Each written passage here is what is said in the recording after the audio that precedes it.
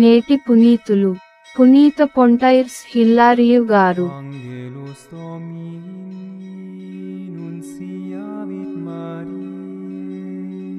నా ప్రజలను పరిపాలించునని దేవుడు ముందుగా ఎరిగించిన వాడు ఇతడే. శనివారం, జనవరి 13, 2024. మొదటి పఠనం సామ్యూల్ మొదటి గ్రంథము 9వ అధ్యాయం 1-4, 17 నుండి 19 మరియు 10వ అధ్యాయం 1 వచనాలు. కీషు అను బెన్యామీనీయుడు ఒకడుండెను. అతడు భాగ్యవంతుడు. కీషు కుమారుడు సౌలు. సౌలు పడుచువాడు, చక్కనివాడు. ఇశ్రాయేలీయులలో అతని కంటే అందమైన వాడు లేడు. ఇతరులు అతని భుజముల వరకైనను రారు. ఒక దినము కీషు గాడిదలు తప్పిపోయెను. కనుక అతడు కుమారుని పిలిచి, నాయనా, సేవకుని వెంట బెట్టుకొని పోయి గాడిదలను వెదకి రమ్ము అని చెప్పెను. వారు ప్రయాణమైపోయి ఎఫ్రాయిము కొండ సీమలు దాటిరి.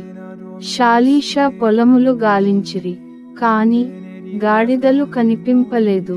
షాలీము, బెన్యామీను పొలిమేరలు దాటినను వాని జాడ తెలియరాలేదు.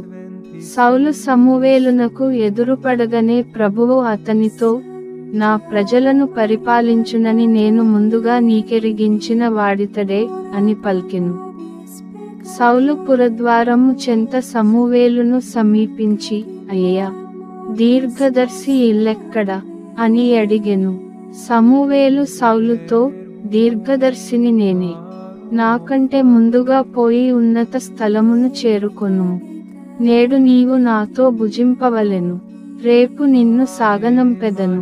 నీవు వెళ్ళునప్పుడు నీ మదిలోని సంశయము కూడా తీర్చెదను.